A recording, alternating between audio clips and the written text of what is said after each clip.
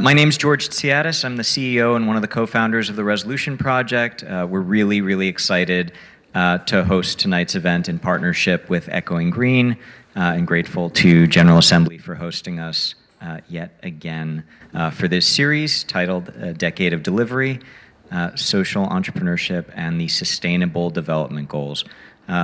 This is the first of a couple of panels, and if those go well, maybe there will be a couple more. So excited to kick this off with decent work and economic opportunities. Just a quick word about the Resolution Project, just to give you some organizational context. We fund, mentor, and support young people starting social enterprises around the world. That may sound very similar to what our partner organization does, but we do it at the very start, and they help them grow and build. So as you hear more about Echoing Green, you can understand that that's the context for what our two organizations do, and so that gives us a pretty broad aperture on social enterprise as it's getting started. And to speak really about the fuller ecosystem that supports that beyond sort of the starting phase, the growing stage, also some of the systems elements. We have a really amazing panel here. So it's my pleasure to introduce Rachel D. from Echoing Green, who's going to be our moderator tonight, and she'll bring on the rest of the panel. Thanks so much. Good evening, everyone. Thank you so much for being here this evening. Let me just introduce, for those of you who are not familiar with Echoing Green's work, we are a social innovation fund, and we support emerging social entrepreneurs in their work. Everybody good? Okay. You're going to have to share. Okay. Cool. Yeah, so we've been on the front lines helping to solve the world's biggest problems for more than 30 years. And we raise up transformational leaders who are willing to speak truth to power and challenge the status quo. A little bit about our community. So we have a community of over 1,000 social innovators, and they include people like First Lady Michelle Obama, Wendy Kopp, who was the founder of Teach for America, and CNN's Van Jones, who founded the Ella Baker Center for Human Rights. You heard from George a little bit about Resolution Project, so I won't repeat that. But I do want to kind of lay out a framework for tonight's conversation. In 2015, the United Nations set a historic agenda to tackle poverty, global inequality, and protect our planet. And in doing so, they created an ambitious call to action with 17 sustainable development goals. And since then, about 170,000 people have been moved out of poverty each day, according to the New York Times. Now, that's exciting, but unfortunately, the sad reality is that we're not on pace right now to reach all of the Sustainable Development Goals by 2030. And so this evening, we're here to discuss the role of social entrepreneurship in achieving the Sustainable Development Goals, specifically SDG 8, which is promoting sustained, inclusive, and sustainable economic growth for full and productive employment and decent work for all. In tonight's conversation, we'll engage social entrepreneurs, community leaders, and industry experts as they share with us their support and critiques around the SDGs, particularly from the lens of their work in the social entrepreneurship space. So we have an incredible panel with us this evening, and I'm excited for them to introduce themselves to you all this evening. So we'll start with Jordan. Okay, great. Hi, everyone. Really happy to be here. I am a 2015 Echoing Green Fellow, so I'm excited to be here in relationship with Echoing Green, and also I'm the founder and executive director of an organization called Drive Change, which is based in New York City. And we work with young adults who have been recently released from jail and prison, running a paid fellowship in the food and hospitality sector. I started Drive Change after teaching at the public high school on Rikers Island from 2009 to 2012. I grew up in New York City, but I grew up on the Upper east side of Manhattan, and due to my own race and both wealth privilege, I did not know much about the inside of Rikers until I was working as a teacher at the public high school there. It didn't take me long to realize that mass incarceration is the grandchild of slavery in our country, and that young adults who wanted the same things I wanted for their future, wanted to go back to school, wanted to contribute to their communities, and really wanted to find meaningful and decent work, were really barred by a system that was structurally classist and structurally racist. So there was a culinary arts class inside of Rikers, which was one of the only places that was providing healing and decent space for the students that I worked with. And from there, we decided to start our own food truck business that would hire and teach young adults coming home, and that's how Drive Change started. Wow, amazing. My name is Noah Gaffney. I am the executive director for the Rutgers Institute for Corporate Social Innovation, and I've been a social entrepreneur and working with social entrepreneurs for about 15 years now. I started my career as a social entrepreneur, founding a social network for women back in 2005, and eventually moved into the space of working with organizations like the World Economic Forum, UN Foundation, Coalition for Inclusive Capitalism, and a number of others on how to engage young people, particularly change makers, through the power of networks and online communications. And I joined Rutgers about 6 months ago, moved back to the US actually to do it because I think the conversation around social impact has really evolved, and unfortunately, schools like Rutgers, where a third of our students are first generation and their families to go to college, and 50% of our MBA students are women, these are untraditional demographics for MBA curricula, and if we don't engage them, I think we're missing out. And so I'm really excited to bring conversations around the Sustainable Development Goals, impact investing, systems change to these students who are really going to go into the workforce in a completely different way. Hey, I'm Whitley O'Connor. I am the social enterprise strategist at the Homeless Alliance in Oklahoma. I do a lot of development over the past 7 years in support of employment opportunities, particularly around folks that are experiencing or transitioning out of homelessness. We have a number of programs, starting with the Street Paper, a magazine that's sold by individuals experiencing homelessness. We've since moved into youth employment, and we're now building subsequent employment opportunities, trying to basically create a pipeline from homelessness into the mainstream workforce, kind of breaking down barriers along the way, and hopefully paving a better path for capitalism in our city. Good evening, everyone. I'm Scott Tatel. I'm a professor at NYU Wagner, and I run a specialization called Social Impact, Innovation, and Investment, which is a graduate program that essentially teaches how to finance social enterprises through impact investing, how to manage social enterprises, both from a financial and impact standpoint, and then ultimately how to scale social enterprises. But I come to NYU as a professor of practice, and I'm not going to bore you with the 30-year non-academic career. I'm just going to share the bookends of that career because they're relevant to this conversation. I started my career forming one of the country's first community development credit unions, actually in 1980, before anyone ever heard the words social enterprise or impact investing, and ended my non-academic career as a chief operating officer of an initiative at the Clinton Foundation that was focused on creating impact investing funds in the developing world and creating its own network of social enterprises in emerging countries. So I'm happy to talk about those activities tonight. Thank you so much for sharing a little bit about who you are and the work that you have done and work that you're currently working on.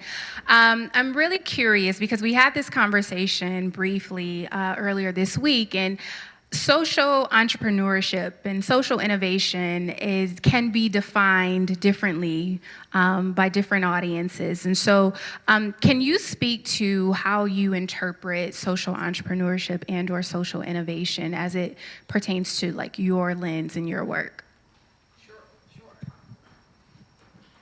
Yeah, I had no idea what social entrepreneurship was when I started Drive Change. I was a teacher and just kind of witnessing the impacts of mass incarceration in my community within New York. But I think, through the experiences of, and I think it's relevant to say too that Echoing Green, I applied to become an Echoing Green Fellow 3 times. So even just the process of trying to put an idea down on paper and, really trying to articulate what does this mean? What am I trying to build? I was at the time, when I first tried to come up with this idea, 26 and really unsure of a lot of these different terms and a lot of, had really needed to be exposed. And now when I think about social enterprise and social impact, quite honestly, I look forward to a time when that phrase is obsolete. I believe that every business should be designed with social impact and social enterprise in mind. We shouldn't have to label a company a social enterprise or a social impact company. We should be designing and building businesses and companies and frameworks where that is just inherent in the actual design of what it means to be a business and to be a company. Because it's about, how are we. Yeah, I think human design is at the ground of what social enterprise can be. Remembering that businesses are actually just people making decisions is, I think, a very important part of how we think about what does social enterprise mean and look like moving forward. My focus is on corporate social innovation, so it's really about all the ways that companies can make a positive social impact, and we define that in 4 key ways. So the first is philanthropy, right? Companies can give back, and whether you're a social enterprise or an established corporation, you can give back part of your profits to charity. The second thing is corporate social responsibility, right? So you can have programs that give back to the community as well, but again, you're really bound by how much time and energy you can give because it's not part of your core business. The 2 pillars that I think are more interesting are shared value. So that's basically creating products and services that create a positive social return, but also create a positive impact for your business as well financially. And the final piece is advocacy, actually. So businesses are lobbying all the time, but they can also lobby for social issues and social change. And so if we remember that businesses can do all 4 of these things, wherever they are in the spectrum, whether they're just launching or fully fledged, I think exactly we're working towards a world where all corporations can have a positive social impact, and actually research shows that the ones that really commit to this are the ones that do better over time. Like Jordan, I work in the nonprofit space, and so what we do is all funneling all the revenue back into our program side. In general, I'd really love to see the term social enterprise become obsolete for sure. But in the meantime, I'd like to see it narrowed. I'd really like to see a differentiation between social impact and social enterprise. Social enterprise has become this kind of catch-all term for folks that are doing good, regardless of what that model looks like, if that makes sense. And in my opinion, a social enterprise is an organization that uses business to achieve social good, whether that's for-profit or nonprofit. But in that model, the business and the mission are intrinsically linked, right? And so that's my opinion, is that if you can pull out the business and the social impact continues on, then it may not qualify, and vice versa. If you pull out the mission and the business moves on, what I work to do is promote the very much cohesion between the two, such that you cannot do business without doing good in the process. So the bad news, as you've already, I think, heard, is there is no worldwide unified definition of social enterprise. The good news is that there's a lot of discussion about changing the definition of corporate purpose to include all stakeholders. And if that actually happens, I think the world that Jordan has talked about, where we don't have to have a separate definition of social enterprise, may indeed exist.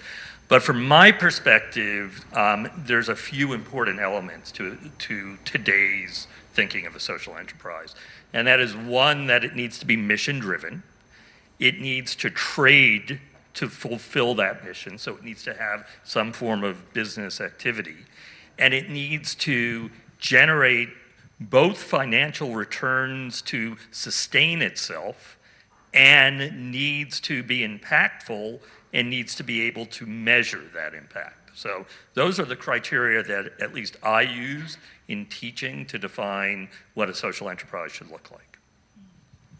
Awesome, thank you. As you can see, there's a variety of ways to kind of tackle this, and I'm really excited to have such a varied level of expertise on this panel to talk to you about what that looks like. And so as we're thinking about SDG 8, right, decent work, economic growth, can you all talk to us about how that shows up or doesn't show up in the work that you're currently doing? Do you want me to start? I'll take a stab at it. So everything that we do, I run an organization called the Curbside Chronicle and Sasquatch Shaved Ice. Everything we do in these programs is surrounding employment, specifically employing individuals with significant barriers to the traditional workforce, right? I'm talking about significant mental illness, addiction, incarceration, things like that. And more specifically, individuals who are either currently experiencing homelessness, transitioning out, or significantly at risk of becoming homeless. That's what we work in. We work in a particularly low barrier field, meaning that we want to create as few obstacles as possible to obtaining employment. And so our goal, especially with the street paper, is to make sure that anyone can access this, right? No one, we have this intrinsic belief that everyone deserves the dignity of a job. Everyone has value they can contribute to society, regardless of what their skills or talents or background may be. And so we want to bring that out in everything we do in the models that we work towards. And so the way we work towards that is providing jobs for anyone and everyone who's in need, and then creating a pipeline for those who are able to transition on to work towards moving towards what we call the traditional mainstream workforce. In addition to that, on our youth side, we also work on further economic empowerment. We provide a dollar-for-dollar match for everything that our youth save towards life-enriching opportunities, because a lot of these youth that we're working with are coming from communities that are historically left out of financial opportunities. And so we want to help them save for a car. We want to help them save for college. We want to create this economic opportunity to be long-lasting and long-term. So that's how we create employment. For us, it's really about encouraging people who are going to be employed in large organizations to think about social impact in a new way. So oftentimes at other universities, particularly leading universities, there was a big push to encourage students to start social enterprises, and I think that's amazing. And there's funding and loan forgiveness at places like Columbia and Harvard, and I think that's great. At Rutgers, we focus on students that are really looking to enter the workforce. Again, they're looking for that road to employment in a slightly different way. And so we want to empower them if they go into supply chain or they go into marketing or they go into finance, that they can see their work as part of the big picture and they can make an impact accordingly. So we're trying to encourage students to make an impact even if they don't start their own social enterprise, because they can be social innovators even if they're an existing organization. So in 2014, when we started Drive Change, we really did start it in response to the reality that young adults coming home from jail and prison face tremendous barriers to enter the workplace. And so we knew that of the 70% of under 24-year-olds who were rearrested or reincarcerated, 80% were unemployed at the time of rearrest. That said, we always thought about designing a business that was not just about designing or training skill sets that were industry specific, but how do you curate an organization that's invested in also the social and emotional skills of people entering the workforce. So this idea of decent work and quality of work is essential to what we do. 3 years into running our own food truck, we tried to think about impact and scale and recognize that we weren't, it's really about how do you build a network of like-minded organizations and businesses, because not one single nonprofit or social enterprise is going to make a dent when it comes to the SDG goals or other social impact goals that we may have. So after 3 years of operating, we realized it wasn't just about obtaining work, but how do we support the sustaining of work and really the quality of work? Because the hospitality industry, it's a tough industry. And you know what? Some of the same structural racism, classism, genderism that exists inside of mass incarceration exists inside of of capitalism and hospitality. So what we've done is we've created a model that's bi-directional, where other employers, other restaurateurs apply to become a part of our network of hospitality for social justice restaurants. We provide training to them. They hire young adults that are coming out of Drive Change, or just in general, they are committed to hiring marginalized populations, including formerly incarcerated people. And we recognize that by using their own infrastructure, we're having an exponential impact, because we're not going to build 5,000 Drive Changes, but we can partner with 5,000 restaurants in New York City.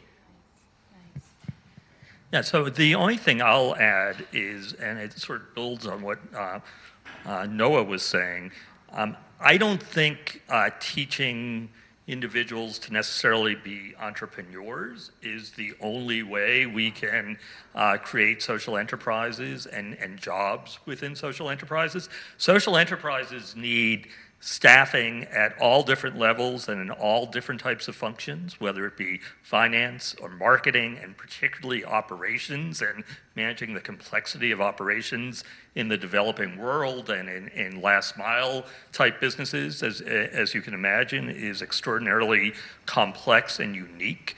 And teaching those skills to students, whether they're undergraduates or graduates, to ultimately know what are some of the finite differences in working for a social enterprise will actually help to grow the employment force that will not only want to join social enterprises, but will stay in social enterprises as they deal with some of their early struggles. So a lot of the focus of my teaching is not to train people to be entrepreneurs, but how to actually work within a social enterprise. Yeah, and to that point, Professor Seitel, just kind of considering this international lens that you've had, and you recently took a group of students to Central America. Can you talk to us about what that work entailed and maybe how it relates to this notion of economic growth, decent work, and even some of the things that you just raised? Sure. So, this course that Rachel mentioned was called Scaling Social Enterprises, and I took a group of 21 NYU students to El Salvador during our January break to actually help analyze how to scale an agricultural social enterprise that I had founded when I was at the Clinton Foundation. And this is an enterprise that sort of breaks the norm. So we normally think about a social enterprise as being started by an entrepreneur and an investor coming in and taking a minority position, and the entrepreneur putting in a lot of sweat equity and still struggling with how to scale that organization. And what we did is we actually created a model for purchasing fruit and vegetable from smallholder farmers throughout El Salvador, and to aggregate those goods and to sell them on to what is called off-takers, so large supermarkets and large restaurant chains. So what we did is, instead of trying to train each individual farmer and each individual farm to create a market with a buyer, we actually created that buying relationship for them, and then trained the farmers to the standards of the buyers. And really, I think particularly in the developing world, this is what a lot of social enterprises and a lot of nonprofits and NGOs do incorrectly, is they start on the supply side instead of starting on the market side. So I can't tell you how many instances I've seen where NGOs or social enterprises just go and start training farmers to grow the same thing that they're growing without even knowing or validating whether there's a market for what they're growing or if they're growing to the specifications of the market. The example I like to give is I did a lot of work in Peru. I don't know if anyone knows how many varieties of potatoes there are in Peru, but because we don't have a lot of time here, I won't start guesses, but there's up to 3,000 varieties of potatoes. Now, I don't know about you, but I don't think I've ever bought more than 2 or 3 varieties of potatoes when I go shopping. And the reason there's so many varieties is farmers grow what their fathers grew and what their grandfathers grew. And social enterprises and NGOs come in often and they just train them to be better potato farmers, meaning improving their yields, but improving yields for something that no one wants to buy. Okay? So I don't know how we can ever create decent work, whether it's an agricultural business, whether it's a hospitality business, whether it's a last mile distribution business, and these are all enterprise models that I've been involved in, unless you know what the market wants. And we train to market standards, because ultimately it's the marketplace and the need for trade that is going to keep work sustainable and work decent. Wow, thank you, thank you. And I want to kind of shift to Noah now and talk about just your work in this space. I mean, you gave us a little bit of how corporations can participate in this conversation, but what is it specifically about the work that you're doing at Rutgers, and why address corporations in this space? Why education? Like, what's the intersection of these things, and how can it help to support moving towards decent work and economic growth? Great. So as I mentioned earlier, companies that engage in social innovation do better over time. But unfortunately, there is this perception that, especially by many business school students, that actually social impact is a waste of time, or it detracts from their ultimate mission, which, you know, for the past 40 years has been really to drive value for company owners and shareholders. So that notion is changing. There have been all sorts of statements recently that have showed that big business is actually behind this new way of thinking called stakeholder capitalism, which is really exciting. But students really need to know how to take this on in a very tangible way, and we need to work with businesses accordingly. And what I think we do differently is that I'm affiliated with a number of other institutes at other universities, and they're amazing, but very few of them are really tied to the grassroots. And so my students are based out of Newark and other parts of New Jersey, and some of them have lived experience. We have a food pantry on campus. Some of them have experienced homelessness. Some of them are single parents. And so obviously not everybody is like that, but I think the fact that we are so tied to our local community and that we are a state university gives us an edge in that we really understand what these issues are locally. And especially as we look to scale issues nationally and globally, we really need to understand the local context. And I think our students can do that better than anyone else. And so that's why we're partnering with corporations that are both based in New Jersey but also global. So we're working with Samsung and Verizon and healthcare companies like Becton Dickinson, and they've been doing this for a really long time. But what we can do is connect them to grassroots issues on the ground so that they can apply their work more specifically to the local context, and we can help connect students to the global context. That's fantastic. And I mean, what you're talking about really is building ecosystems, right? And that's a lot of what we talk about at Echoing Green is ecosystems. We have some of our ecosystem staff in the room. So we value that as well. And it is super important, right? This lived experience, this on the ground experience, being rooted in community. And so with that, I mean, Jordan and Whitley, you both have organizations that are deeply rooted in community. And so I'm wondering, how important is it for you to find partners that are championing like a lot of your local solutions and empowering other entrepreneurs to enact on change? Talk to me about the importance of building out your ecosystem and getting other people on board with the work that you're doing. So I'm from Oklahoma.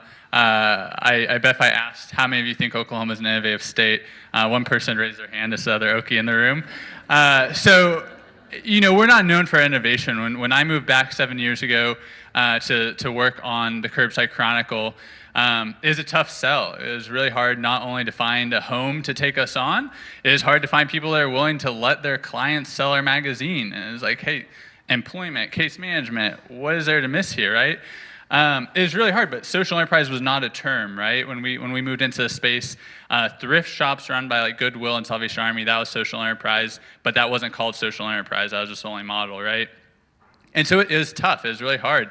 That's why folks like the Resolution Project, I became a fellow I'm going to say in 2013, but I could be wrong. Sorry, guys. But I've been a fellow for a while, and it was really important to have those ecosystems around me and have people that I can collaborate with, because it wasn't happening in Oklahoma, right? I had to sit down and really talk people through what this meant, right? We're going to sell a magazine, we're going to have ads, and they're going to buy the magazine from us and go and resell it, right? And I'm telling these foundations, they're looking at me like, well, if you're making money, what do you need our money for? Right? And so it was really hard because they didn't understand the model. And 7 years later, fortunately, people do now understand what social enterprise is. Our folks are very much, the people that sell the magazine are kind of like modern day newsies, right? They're on street corners selling the magazine, very visible. They've been champions of social enterprise all throughout our community, right?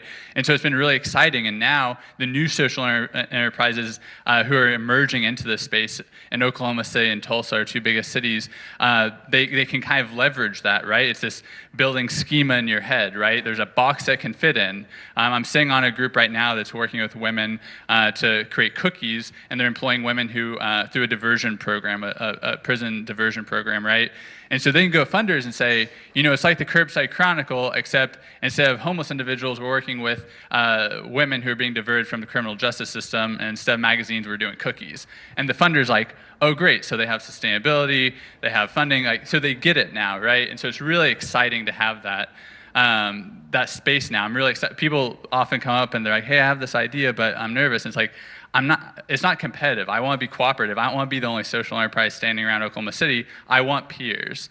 Then just quickly, the other thing I'd say about the ecosystem is that beyond that, for us, you know, employment isn't first, right? We use a model, it's an international best practice called housing first, right?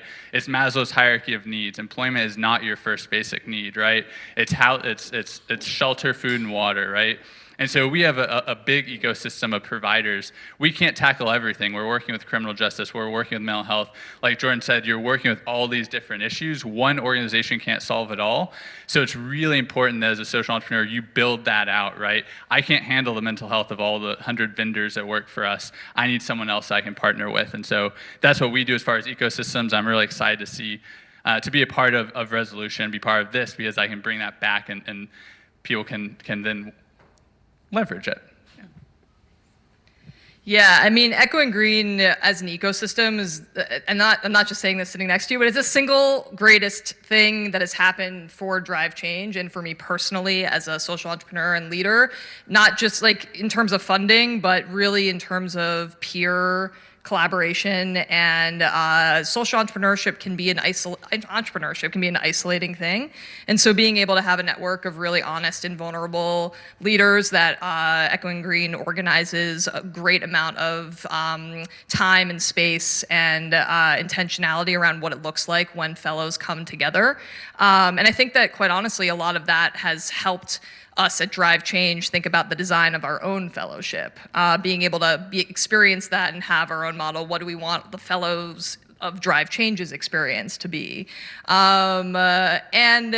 You know, and then I think the other element too with Echoing Green is that, you know, as I think about this decency of work, you know, I'm thinking about Kelly O'Ryan's from my class and 72 Plus in New Orleans. I'm thinking about Teresa and Lauren Hodges and our 3 Score and what they're doing to really, what they're doing is really amazing. They're trying to, also for system impacted people, you know, when you present your resume but you've been incarcerated, you're not going to have like, I worked here, I did this, as the history. So they're trying to create a universal metrics for things other than previous employment to help people get future work. And then also thinking about Iskara and LaborX, which is what she says, the LinkedIn for the linked out. So really, again, recognizing that there's so much talent out there in so many different forms, but that our current structures of entrepreneurship and business are targeting populations that are keeping people marginalized. And then the other ecosystems we're building at Drive Change, I mean, so much of what we're doing now through the hospitality of social justice work is really connecting with those like-minded managers who are saying, and operators in other restaurants who are recognizing on a moral level a desire and a commitment to use hiring and management as a tool for social change, but also on a business level. I mean, we're talking about retention, right? If we can invest in early entry-level employees. In the hospitality industry, there isn't traditional HR, there isn't traditional manager support. People are staying in jobs for an average of only 3 months. If we support our partners to build out infrastructure that really does invest in people and people stay longer, that is actually a business strategy, market strategy to this kind of relationship and partnership, and one that we're realizing that our partners want to pay us for.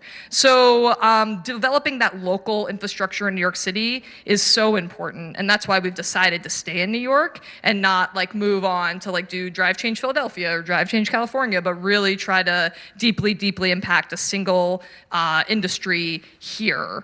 In the future, what I'd love to see is like the ecosystems built out for those who like Drive Change Fellows. How do we have the Echoing Greens and the resolutions for populations that are most marginalized? So that's what I'd like to see in the future. Yeah, that's a perfect segue, Jordan, actually into how I'd like to kind of shift the conversation. We've been talking about like some of the benefits of the work that you're doing, how they connect to the SDGs, but there have been some critiques, actually, about the SDGs, and according to Ranjula Bali Swain, the ambitious UN-adopted Sustainable Development Goals have been criticized for being inconsistent, difficult to quantify, implement, and monitor, and they're saying that disparaging analysis suggests that there exists a potential inconsistency in the SDGs, particularly between socioeconomic development and the environmental sustainability goals. So to Jordan's point and everyone here in talking about the importance of building, alliances, coalition, ecosystems, there is a conglomerate of organizations that have come together to address some of these critiques, and that's Catalyst 2030, which is a group of NGOs, intermediaries, funders, and social enterprises that are collaborating to take urgent and massive action towards achieving the SDGs through things of coordinating action, facilitating systems change, and optimizing funding. These are the 3 pillars that they're standing on in this work. And so in thinking about these 3 pillars, what role do you see or does intersectionality play with the work that you do? And why is that important to when we're considering how efficient the SDGs are in helping us to accomplish some of this work? It's a great question, and I think there are a lot of different aspects to it. In terms of what I think is the biggest challenge is the lack of uniformity and opportunity, right? So the funding exists there, and some people quote that the Sustainable Development Goals are a $12 trillion business opportunity. So we know that this is actually a business opportunity if we can approach it in the right way. And there have been really interesting TED Talks about the intersection of the economic goals and the climate goals. And so, the opportunities exist, and they're really interesting and engaging, and I think some of the solutions are already there.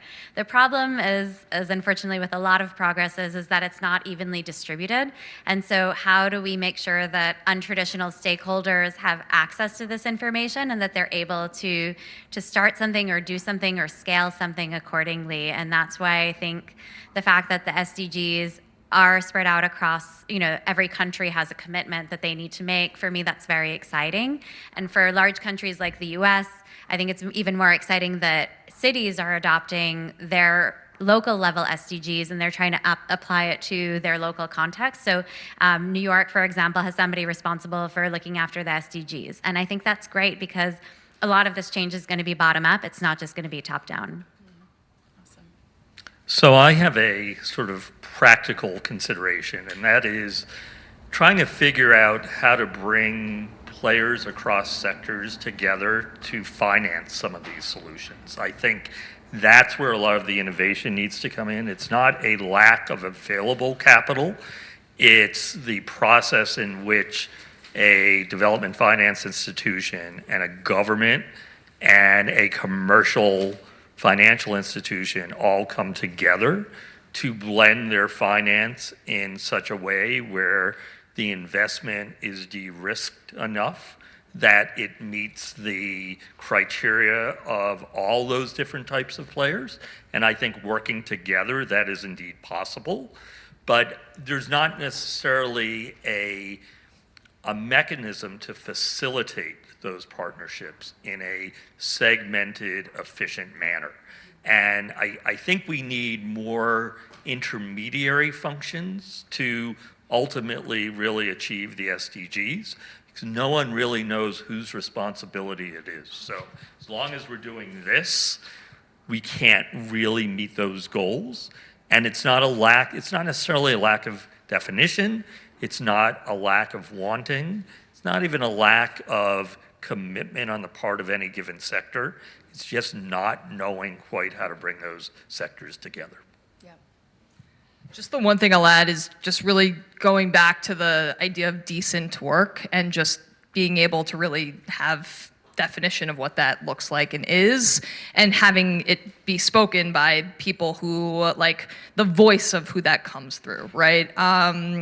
I think so. This idea of making this idea of making bad jobs better, I think, is pretty critical.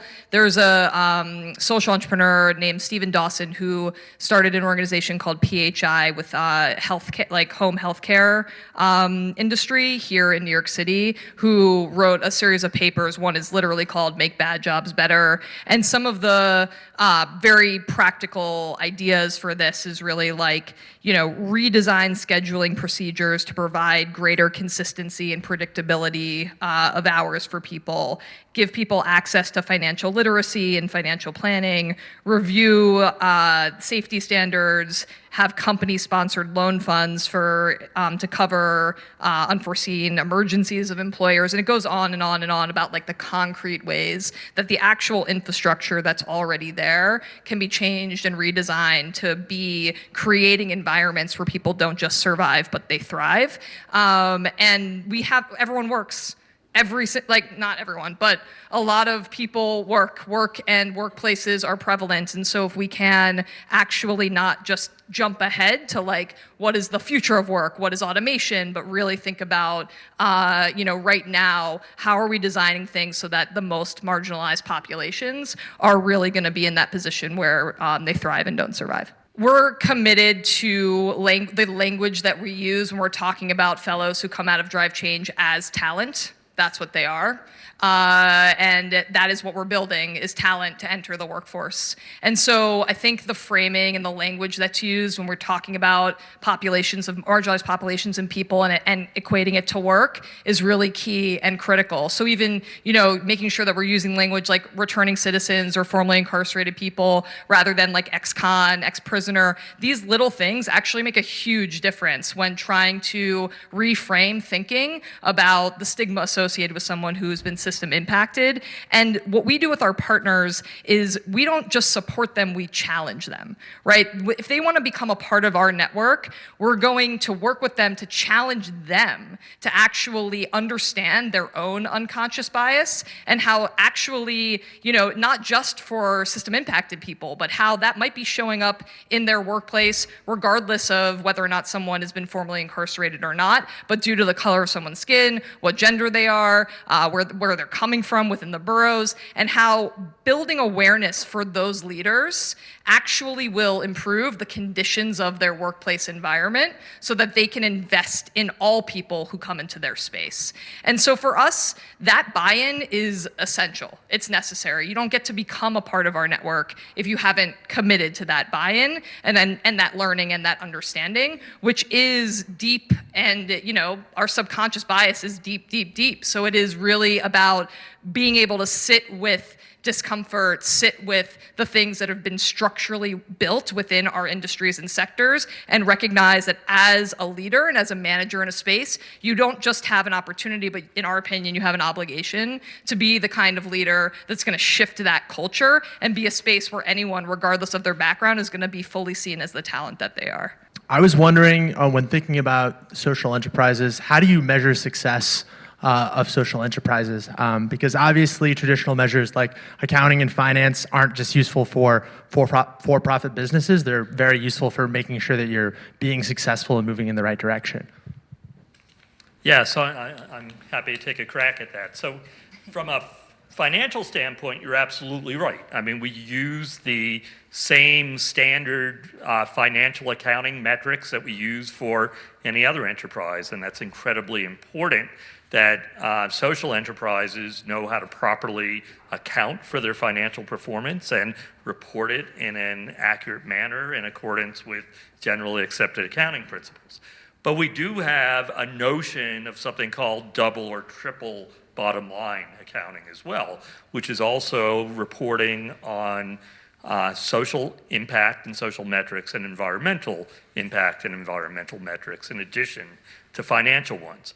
Now, just like how we started this panel and said there was a lack of definition for social enterprise, unfortunately, there's a lack of standards in social metrics. There are many, many organizations working on trying to claim what the standard should be. There's a set of metrics called IRIS Plus, which are commonly but not consistently adopted. A social enterprise that has a B certification has to use a different methodology with the GEARS B Analytics survey system to get a B rating. There's countless other, what I call the alphabet soup of impact metrics that are out there for potential adoption. And I personally think this is one of the problems that is going to keep social enterprises from getting the capital they need, because until there's policy to dictate how we do report on impact and metrics in a standardized manner, what's going to happen is every single financial entity who goes to give a loan or an equity investment to a social enterprise is going to require a different customized set of metrics. And you can imagine the reporting burden and obligation that that puts on a social enterprise, which ultimately could cripple their ability to scale.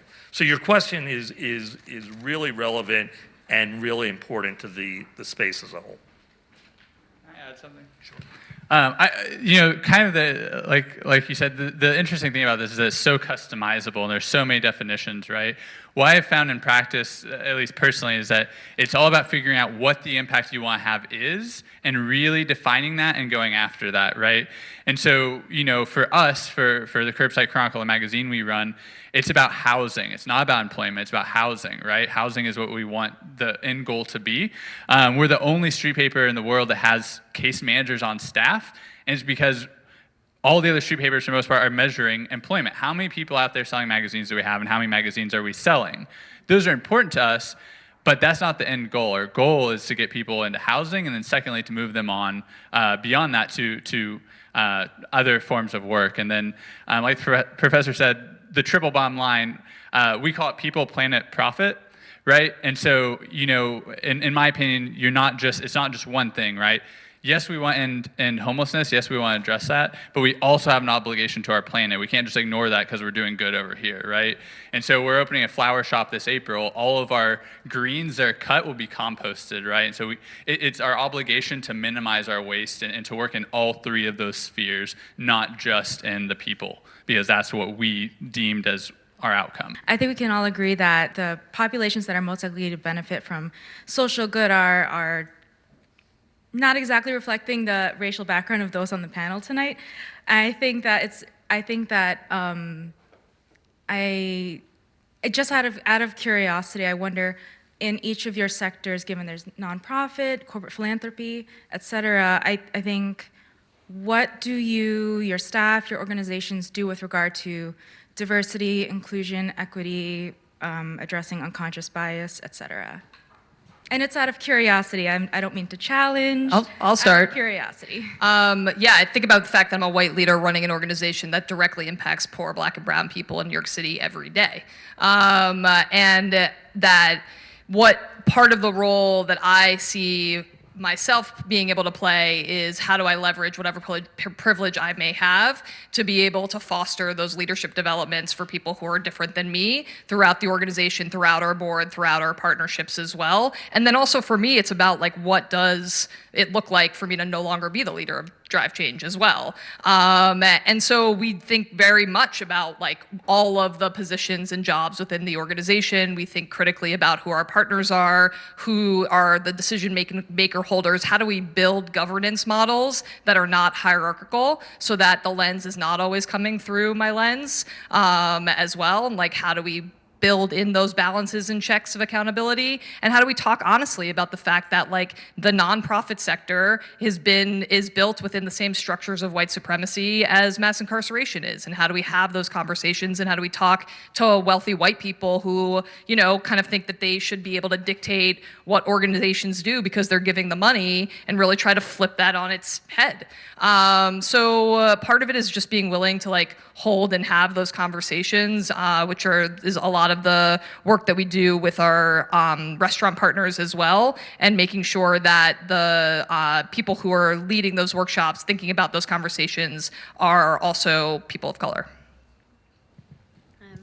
That's an interesting question. I'm actually Latina and I don't look it. And so I always have awkward conversations with people. Sometimes people assume that, you know, you're a certain way and you may not be. And so how do we all challenge our assumptions, I think is one way. And also, especially coming back to the US after about a decade abroad, it's been really interesting because every country defines race differently.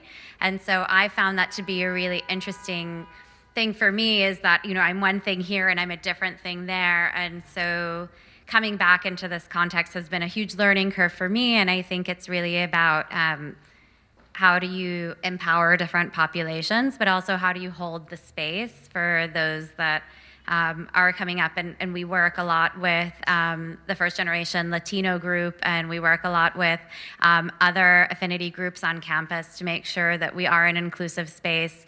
And there was a great book that was written about 1.5 years ago, which I disagree with a lot of what the book says. It's called Winners Take All.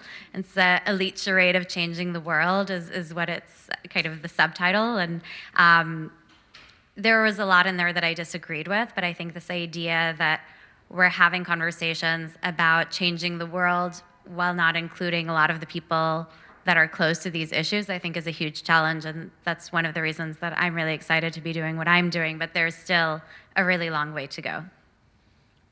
I just say, you know, we try really hard, and we're very intentional in how we craft our message, how we craft what we do. We give the folks that work with us a very strong message. Recently, with the snow cone stand, for example, Sasquatch Shaved Ice, our youth employment program, we considered changing the name. We're also working on a rebrand of the organization overall. And so we actually called everyone who had worked with us and said, what do you think of this name? What stake you have in this name? What do you want to see? How do you want to be discussed? How do you want me to talk to the media about you, right? And so really trying to get that input. As well as with the magazine, our vendors, we have a vendor meeting every single month, and we ask them what's going on, right? They're our face out in the field. They're the ones selling the magazine, so we ask them, what content do your customers want? What do you want to see more of? Sometimes we get complaints, and it's usually funny. You know, we used to have an article called Hoboscope. It was a horoscope, and it was a play on terminology, right? And we got a couple of calls from well-to-do, wealthy white folks saying, this is really offensive. And so we went to our vendors and we said, hey, you know, we've had a couple people call saying this is offensive. What do you all think? And they're like, oh, we love this. This is funny. This is fun. And so we very much take stock in what the folks working with us and working for us say, because they're the ones that are impacted. They're the reason we're here. And so if they want to see, you know, I see my job as facilitating the work, not so much as like leading over them. They have the direct experience, the lived experience that I need to learn from, and then use that, like Jordan said, use my privilege to best move that forward how I can. So first of all, you shouldn't apologize for that question. I think it's a critically important one. If I do my job correctly in academia, then organically, if a panel like this is reconvened in the next 3 or 4 years, I hope it'll look very different, okay? You know, with a few exceptions. But the reason I say that, and this goes back to the metric question as well, and it also goes back, I hate to bring things always back to money, but I think sometimes it does flow back to money. And if you look at the racial composition and the gender composition of most of the management teams that are providing financing to enterprises, they are not racially diverse and they are not gender diverse. And a non-racially diverse and non-gender diverse management team on the investment side will not find diversity in the investment portfolio that they ultimately have. So it needs to be fixed there.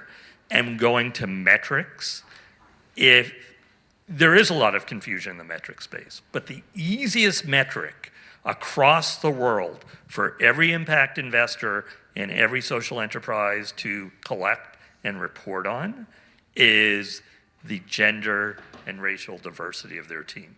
And if that's the only metric that every single social enterprise and every single impact investor collects and reports publicly, we will change the world, if nothing else. So thank you for your question. Awesome. Any other questions? Yes.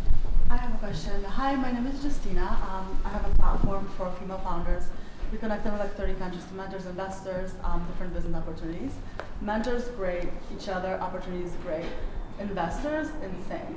So like I'm right now building a platform where I can do what I do, like get to know people and connect people through technology, right?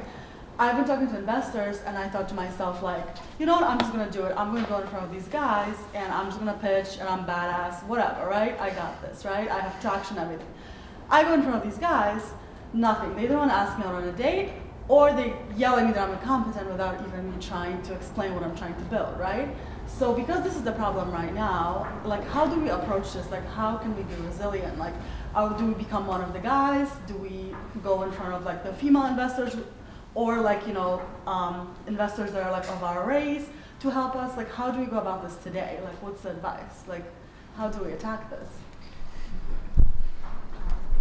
This makes me really sad because it echoes my experience as an entrepreneur 15 years ago. And I'm really frustrated that that's your experience because I was hoping that things would have shifted.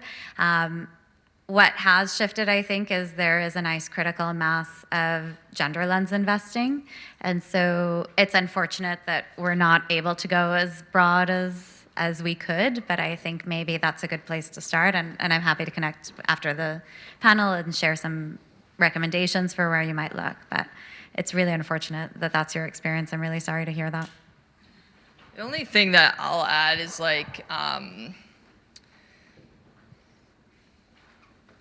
the only thing I'll add is just like keep trying to put forward the most authentic voice of your work, and that is how you will connect with partners.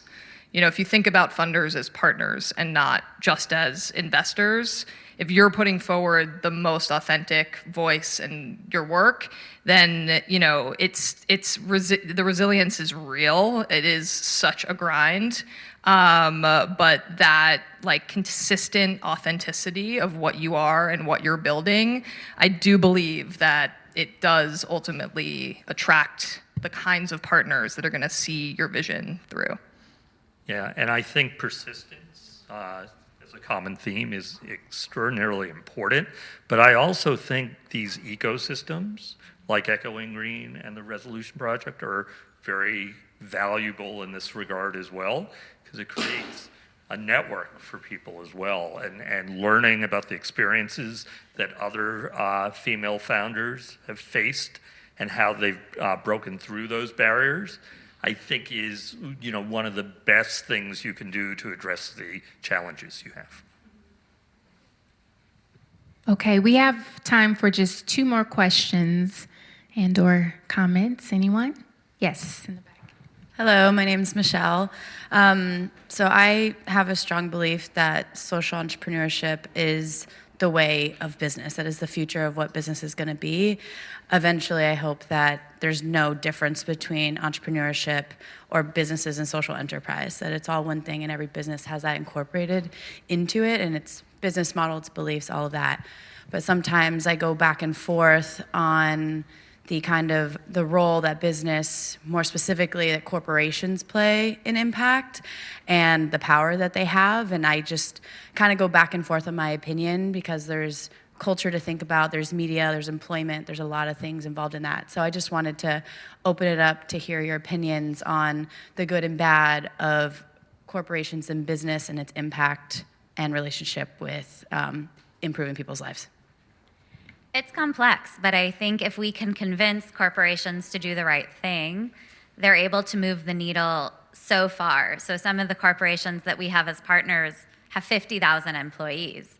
They have tens of millions of customers. So when you think about that opportunity to scale and make a positive impact in that way, it's massive. And so I think that we cannot ignore the sector. That doesn't mean that we cannot hold companies' feet to the fire if they're not delivering, if they're not being authentic, and if they're not engaging appropriately. So I think it's a double-sided coin, but we can certainly think about the ways that we as employees, as consumers, and as stakeholders in society can actually push business to do more. And then how do we really support and encourage the ones that are already doing great work? Yeah, I mean, I think I just finished reading a book called Mission in a Bottle. It's the story of Honest Tea. I think that's a really great example. Honest Tea kind of grinded it out for a decade, building a brand that is very authentic to organic, fair trade teas, right? And then they were bought by Coke, right? There's a lot of qualms with that from their customers saying, you sold to like the least authentic, least organic company. This is crazy, right?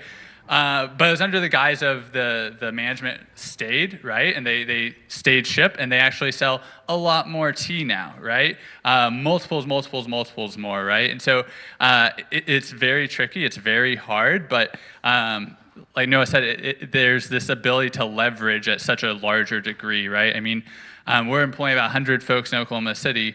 If I could convince, we're about to open a flower shop. If I could convince 1-800 Flowers to do what we're doing, I mean, we'd employ thousands, right? It's just the scale is there. I think part of it, I go a step further than putting someone's foot to the fire. I don't really believe in multi-billion-dollar profit corporations who have workers that are living on welfare, right? That's not fair. That's not equitable. That's not real. And I think there's only so long, especially younger generations don't agree with that and don't see that as just good business, right? And so I think there's only so long that we should and can stand that before you start to see real shifts, because they're going to start getting pressure, right? I mean, if you look at the statistics, more than 75% of customers are willing to change brands and pay more for a brand that's socially conscious, right? And it can be really hard to emerge in the space. It took Honest Tea a decade to get Coke's attention, right?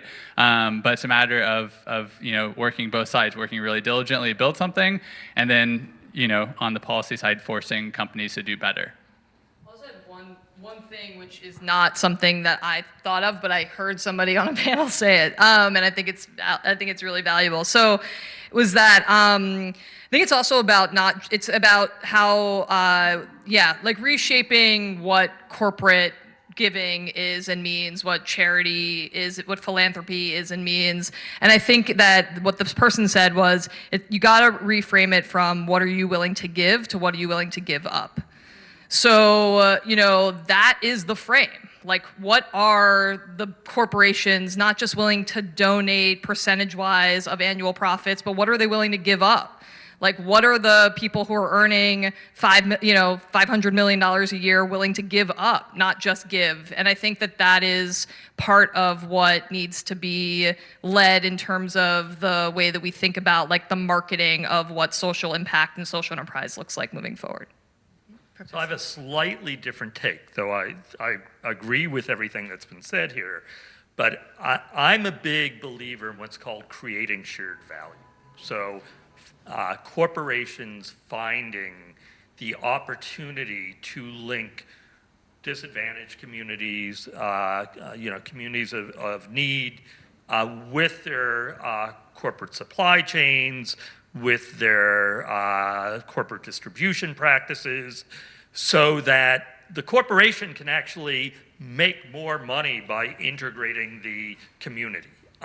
It's not only a responsible thing to do, it's often something that has economic value. And if corporations identify where the community values and they value economically, that's a sweet spot for everyone. And I don't see anything wrong with that. I think that's what will actually drive, ultimately, good corporate behavior. Now, one other point. It's going to be very hard for big corporations to reverse engineer their DNA to really redefine the purpose of a corporation. But what there is an opportunity for is for every new enterprise that's created to adopt core values to guide their corporate existence. Everything from who they choose as co-founders, how they employ people, how they communicate with their employees, who they use in terms of getting information for customer discovery to design their products and design their services, all the way up to how does their governance ultimately look like to take into account not just profit, but all stakeholders. And at NYU, we're actually building a methodology. We just launched the website a few weeks ago called CORE, C-O-R, which stands for Culture and Organizational Resolve, which provides new enterprises a toolkit for actually developing the core principles and the process by which those core principles will inform everything they do in terms of business decision making. So I think we need to start at the embryonic level, and I think, again, there's an opportunity for folks like the Resolution Project and Echoing Green to be involved with that. Wow. So that's going to wrap our questions segment. I am going to ask the final question, which is, how can people learn more about your work? If you could just tell us where they can find you or... Cool. We're based in Brooklyn, so if you're a New Yorker or living in New York, you can follow us on like Instagram is probably the best at Drive Change NYC, and we're always just looking for more people to join our community. So definitely connect. We're just in Newark, so feels far away, but not that far away. And I would really encourage you guys to take the trip, come visit us, come meet our students. They're amazing. And so if you're interested in learning more, get in touch. Not quite as close, but I know I've really pumped you up on it. Oklahoma City, if you're interested, we're currently redoing all of our websites, so don't go to our websites. But on social media, we're Curbside OKC and Sasquatch OKC. And I'm not far from here. I'm at the Puck Building at Houston and Lafayette. I'm more than happy to meet with people who are interested in the space or our academic programs. In addition to the MPA specialization that I talked about, we actually have an advanced certificate program in social finance that we recently launched, and it's a way for people to pick up social finance skills without going back for a 2-year degree and doing it just part-time in 1 year for a 15-credit program. And if you go to the Wagner NYU website, I do run a social innovation and investment initiative, and its homepage lives within the Wagner NYU website, and you can look at the projects and activities of that initiative by going online. Yeah, and I just have to co-sign. Professor Teitel was a professor of mine when I was at Wagner. He's amazing. So if you're thinking about anything that he was talking about, I highly recommend checking it out. So that's going to conclude our panel for this evening. I'd like to thank our panelists for their expertise, their thought leadership, their willingness to come and have this conversation tonight. Thank you to all you, everyone in the room for braving the wind to come in here and join us for this conversation. We'd like to thank GA, Sam, thank you so much for all of your help, your hospitality, and also Resolution Project and Echoing Green for the platform. Thank you again for coming this evening, and we hope that you enjoyed the talk. Thanks.